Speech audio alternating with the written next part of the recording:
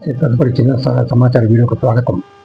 నేను ముఖ్యంగా ఏం తెలియజేయాలనుకుంటున్నానంటే శనివారం కార్యక్రమంలో 7/6/2025 నాడు త్యాగరాయ సభలో నేను ఈ సమాచారం ఇవ్వాలని అనుకుంటున్నాను.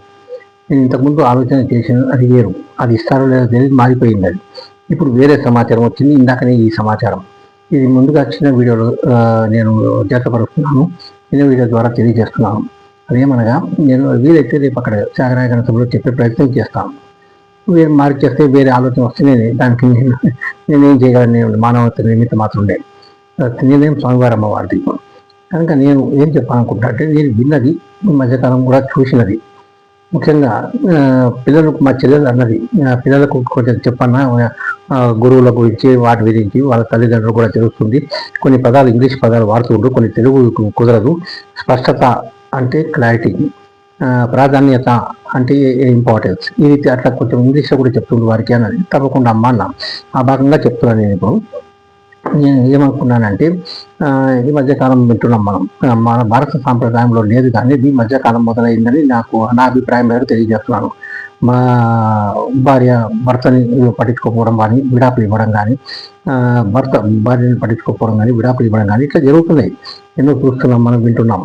కానీ అట్లనే తల్లిదండ్రులు కూడా మార్చేస్తున్నారు. తల్లిదండ్రులు కూడా పెద్దగా పట్టించుకోవట్లేదు. ఇవి కూడా వింటున్నాం, చూస్తున్నాం.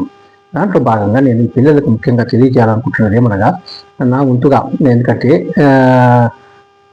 ఈ ప్రత్యేకంగా ఏం చెప్పాలనుకుంటున్నానంటే, వారికి భగవంతుడిని, తల్లిదండ్రుల్ని మర్చిపోవద్దు, తల్లిదండ్రుల్ని మార్చవద్దు. మీరు గురువుకు చాలా ప్రాధాన్యత ఉంటుంది.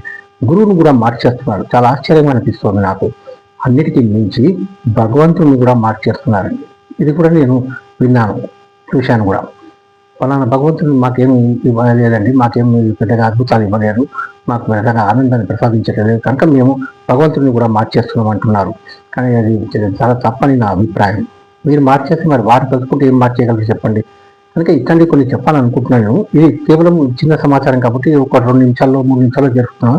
అక్కడ సుమారు 5-6 నిమిషాలు చెప్పే ప్రయత్నం చేస్తాను నేను నా వంతుగా. అందుకని